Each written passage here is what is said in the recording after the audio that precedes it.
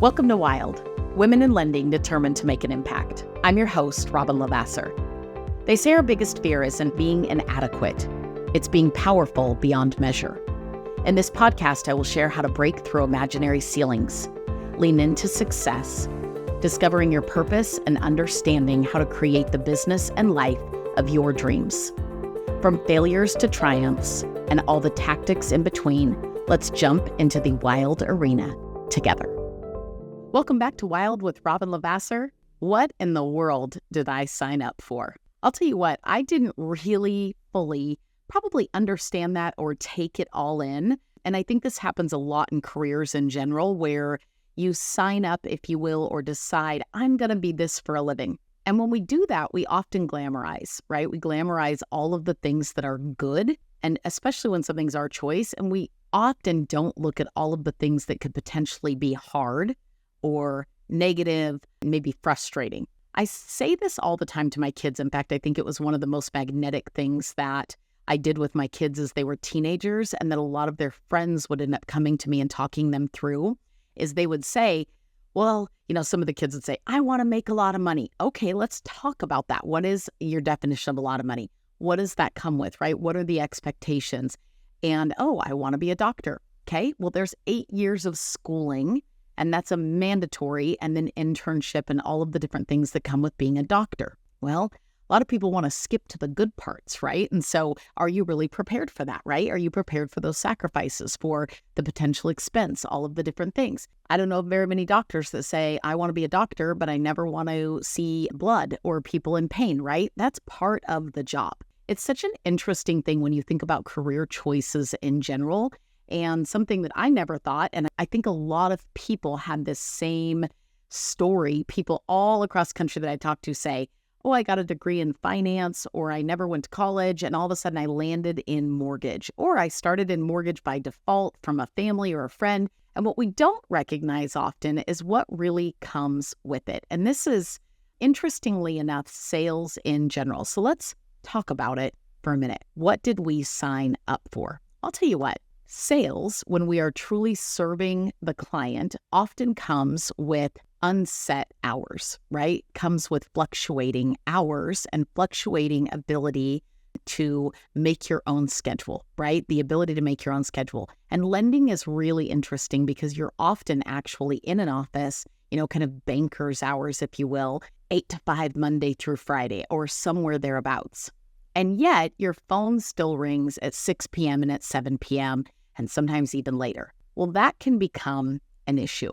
Not only an issue for you, but often an issue for family members and friends. And just like we ourselves sometimes set ourselves up for these expectations, if you will, we set our family up as well. I make my own schedule. I can do what I want. I don't have a boss. I can take that vacation. I can go on that trip. And yet, yes, the answer is yes, for sure we can, but sometimes your phone rings. And that phone needs to be answered because on the other line might be a client who, one reason or another, is dialing you and then 2 other lenders behind it to see who answers the phone. Maybe it's you and a couple other realtors. This happens really, if you think about it, everywhere in sales, in entrepreneurship, right? When a product or a service can be offered by multiple people, one of the things that you can do is accommodate different hours to meet the client's needs. Now, when you know that, you often don't feel as frustrated by it. But if you've already worked all day long and then you go home and all of a sudden there's more work, you can definitely cause tension, not only with yourself, but with your family, right? With your personal life. And so how do you get around it?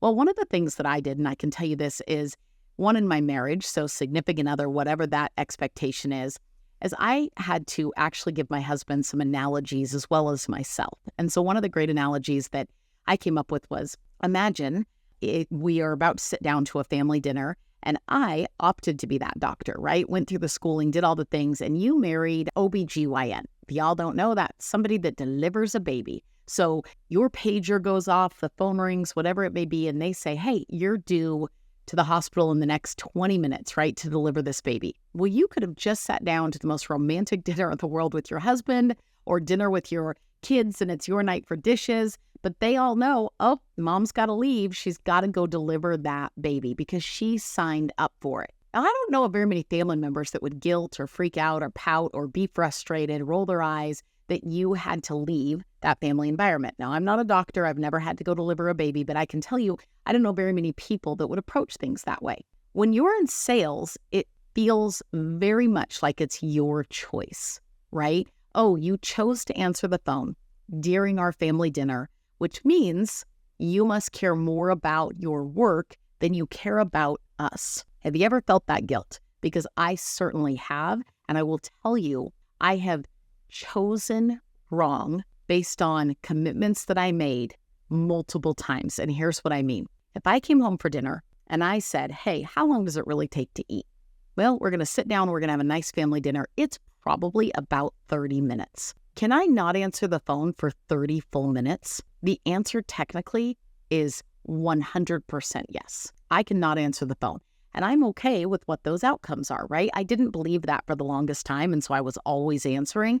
That was an issue in itself. So setting an expectation with yourself and being very clear for things that you're willing to interrupt and not interrupt. I'll give you another example. I can technically answer the phone during my workout in the morning. I will tell you, if I'm on the phone too many times during my workout or during a time when I would normally read or journal or podcast in the morning, and I'm instead already pouring out instead of taking anything in, I don't have as good of a week. And so understanding and knowing when are your negotiable and non-negotiable times, then sharing them with your family. A great tip and trick is when I used to go on a road trip with my family, I would say to them, hey guys, this is a 2-hour road trip. It's in the middle of, let's call it a work week, right? And so, yay, I have the flexibility to get in the car, don't have to ask anybody permission. I can for sure be gone with you, but I have to work. So I'm going to make 1 hour of phone calls. And the moment that hour's over, we're going to play a game or listen to music. But in the meantime, I need you guys to be on your headphones and quiet while I make calls for this 1 hour. When I started setting expectations appropriately, not only with my family, but with myself, man, the game changed and the guilt started to really go away. Now, to this day, I will tell you, I am not perfect on any of the expectations. But because I'm willing to have them, right? Because we're willing to talk through things, all of a sudden, the understanding and the collaboration from my personal life to my professional life, which I really consider one big mixed pot, has gotten so much easier. But I spent years agonizing over these things. Now, here's what's weird. We can't control when a sale always happens. Yes, we can have boundaries. Yes, like you pull on a car lot at midnight, what are the odds a salesman is running out? Pretty much zero, right? No salesman is there at midnight, like coming out to help you test drive a car. But sometimes a salesman might be at the office all day long waiting for someone to pull in to buy a car, and they don't pull in until 20 minutes till closing. And all of a sudden they're there and they're ready to buy.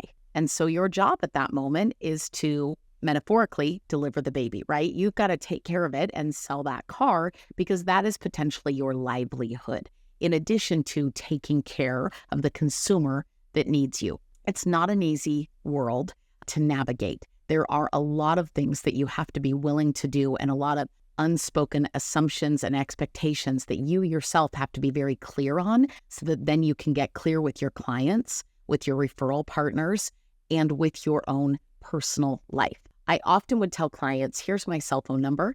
You can call me. I am a mom and a wife, and I've got 5 kiddos that are fairly demanding and a husband that likes to see me on occasion. Now, for a while, I said, call me anytime if you need anything at all. I'm wide open. What a mistake that was. Instead, I would say, hey, I've got a family. My marriage is really important to me, as are my children. I don't ever mind helping you on the after hours phone calls or text messages, but sometimes I might be a little delayed in answering, but I promise you I will answer. If you could do me a favor and tell me the importance scale and a time frame in which you need me to respond, that really helps me make sure that I can meet your needs. I will tell you guys, unspoken expectations or assumptions almost always lead to disaster. But when you're willing to have the expectations, not only with yourself, I used to tell my husband, okay, we're going to be on vacation. I promise you I'm never going to be on my phone. Well, I realized that's a lie. Just like telling my kids that Santa wasn't coming when they were naughty a week before Christmas. For sure, Santa was still showing up. So understanding, hey, I got to be impeccable with my own word to myself, to others, and then following those expectations made a world of difference. The guilt goes away, the clarity steps in, you feel empowered and engaged, you have boundaries, right, and expectations set, and all of a sudden, the work that you chose to do, you understand it, other people understand it, and you feel free within the schedule that you are willing to set. I hope this helps, and I will see you on the next episode of Wild.